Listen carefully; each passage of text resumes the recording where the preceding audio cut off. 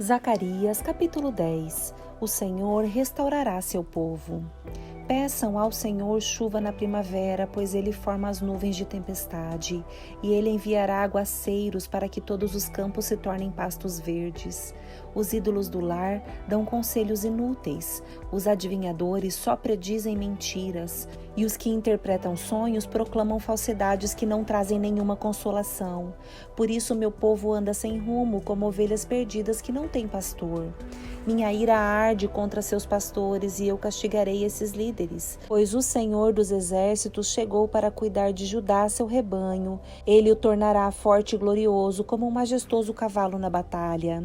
De Judá virão a pedra angular, a estaca da tenda, o arco para a batalha e todos os governantes. Serão como guerreiros poderosos na batalha, que pisam os inimigos na lama sobre seus pés, pois o Senhor está com eles na luta e derrubarão até os cavaleiros do inimigo. Fortalecerei Judá e livrarei Israel, e os restaurarei porque tenho compaixão deles. Será como se eu nunca os houvesse rejeitado, pois eu sou o Senhor, seu Deus, e ouvirei seus clamores. Os habitantes de Israel serão como guerreiros poderosos, e seu coração se alegrará como se fosse pelo vinho. Seus filhos também verão isso e exultarão. Sim, seu coração se alegrará no Senhor. Quando eu assobiar para eles, virão até mim, pois os resgatei. Eles crescerão e se tornarão numerosos como antes, embora eu os tenha espalhado entre as nações. Ainda se lembrarão de mim nas terras distantes. Eles e seus filhos sobreviverão e voltarão para Israel. Eu os trarei de volta do Egito e os juntarei da Assíria. Eu os estabelecerei outra vez em Gileade, no Líbano, até que não haja mais espaço para todos. Passarão pelo mar da aflição, pois as ondas do mar serão contidas e as águas do Nilo secarão. O orgulho da Assíria será abatido e o domínio do Egito chegará ao fim. Por meu poder fortalecerei meu povo e pela autoridade de meu nome viverão. Eu, o Senhor, falei. Zacarias, capítulo 11. Abra suas portas, ó Líbano, para que o fogo devore seus bosques de cedro. Chorem ciprestes por todos os cedros caídos, até os mais majestosos tombaram. Chorem carvalhos de Bazã, pois os densos bosques foram derrubados. Ouçam o gemido dos pastores, pois os pastos verdes foram destruídos. Ouçam os leões fortes rugirem, pois as matas no Vale do Jordão foram devastadas. Os bons e os maus pastores. Assim diz o Senhor, meu Deus, vai e cuide do rebanho destinado para a matança. Os compradores abatem suas ovelhas sem remorso, e os vendedores dizem, louvado seja o Senhor, pois fiquei rico. Nem mesmo os pastores têm compaixão das ovelhas. Da mesma forma não terei compaixão dos habitantes desta terra, diz o Senhor. Eu os entregarei nas mãos uns dos outros e nas mãos de seu rei. Eles devastarão a terra e não os livrarei. Portanto, cuidei do rebanho destinado para a matança, o rebanho oprimido.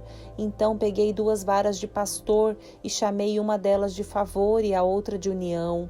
Num só mês acabei com seus 3 pastores. Contudo, perdi a paciência com as ovelhas e elas também me odiaram. Então eu lhes disse, não serei mais seu pastor, não me importarei se morrerem ou se forem devoradas, e aquelas que restarem comam a carne umas das outras. Em seguida, peguei a vara chamada favor e a quebrei ao meio, para mostrar que havia cancelado a aliança que tinha feito com todas as nações. Assim, acabou minha aliança com elas. O rebanho aflito me observava e entendeu que o Senhor falava por meio de minhas ações. Então eu lhes disse, se quiserem, paguem meu salário, mas se não quiserem, não me paguem. E eles me pagaram 30 moedas de prata. Então o Senhor me disse, lance isso ao oleiro, esse preço fabuloso pelo qual me avaliaram. Peguei as 30 moedas de prata e as lancei ao oleiro no templo do Senhor. Depois peguei minha outra vara, a união, e a quebrei ao meio, para mostrar que a união entre Judá e Israel havia se rompido. Então o Senhor me disse, volte e faça agora o papel de pastor inútil, para mostrar como entregarei esta nação a um pastor que não cuidará das ovelhas que estiverem morrendo, nem protegerá as pequenas, não curará as feridas, nem alimentará as saudáveis. Em vez disso, comerá a carne das ovelhas mais gordas e arrancará seus cascos. Que aflição espera esse pastor inútil, que abandona o rebanho? A espada cortará seu braço e atravessará seu olho direito. O braço ficará imprestável e o olho direito totalmente cego. Zacarias, capítulo 12. O livramento futuro de Jerusalém. Esta é a mensagem que o Senhor anunciou acerca do destino de Israel. Mensagem do Senhor que estendeu os céus, lançou os alicerces da terra e formou o espírito humano. Farei que Jerusalém seja como uma bebida que deixará as nações vizinhas cambaleando, quando enviarem seus exércitos para cercar Jerusalém e Judá. Naquele dia, transformarei Jerusalém numa pedra pesada. Todas as nações se reunirão contra ela para tentar movê-la, mas só ferirão a si mesmas. Naquele dia, diz o Senhor, farei que todos os cavalos entrem em pânico e todos os cavaleiros enlouqueçam. Cuidarei do povo de Judá, mas cegarei todos os cavalos de seus inimigos.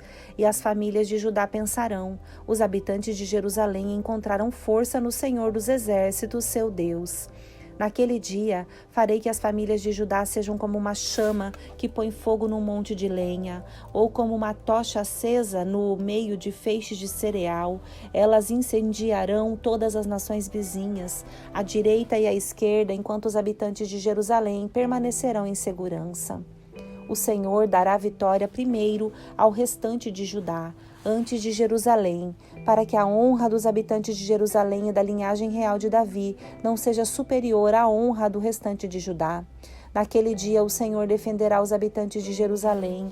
O mais fraco entre eles será como o rei Davi, e os descendentes do rei serão como Deus, como o anjo do Senhor que vai diante deles. Pois naquele dia começarei a destruir todas as nações que atacarem Jerusalém. Então derramarei um espírito de graça e oração sobre a linhagem de Davi, e os habitantes de Jerusalém olharão para aquele a quem transpassaram e chorarão por ele, como quem chora a morte do filho único. Lamentarão amargamente por ele, como quem lamenta a perda do filho mais velho. Naquele dia o pranto em Jerusalém será como o grande pranto por Hadad e Rimon, no vale do Megido.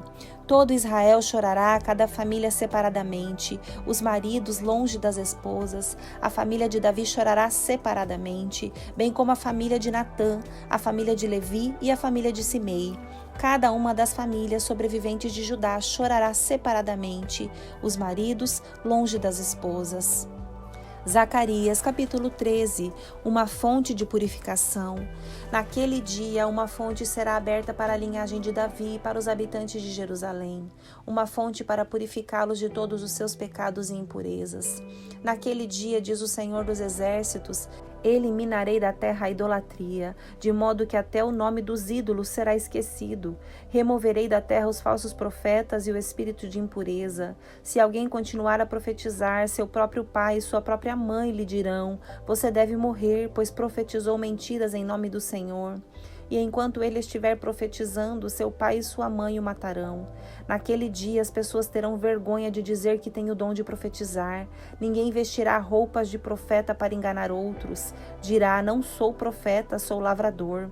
Comecei a trabalhar no campo quando era menino, e se alguém perguntar que feridas são essas em seu peito, ele responderá: fui ferido na casa de meus amigos. As ovelhas são dispersadas.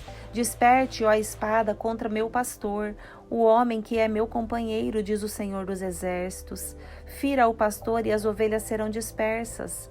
Eu me voltarei contra os cordeiros. 2/3 dos habitantes da terra serão feridos e morrerão, diz o Senhor.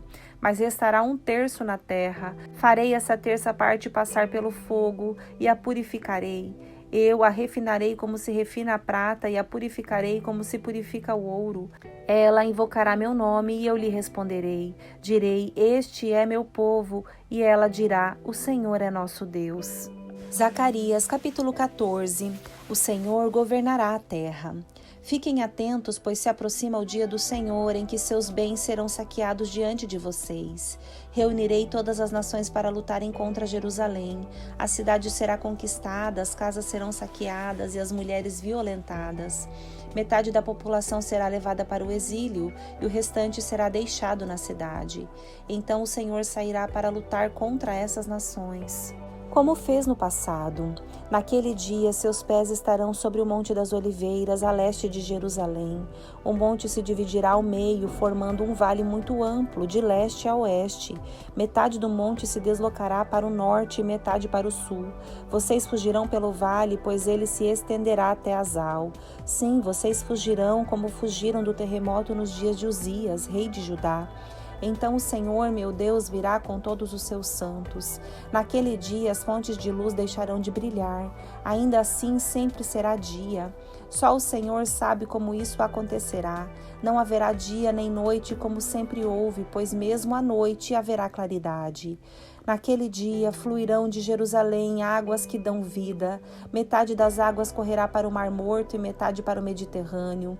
Fluirão continuamente, tanto no verão como no inverno. E o Senhor será rei sobre toda a terra. Naquele dia haverá um só Senhor e somente o seu nome será adorado.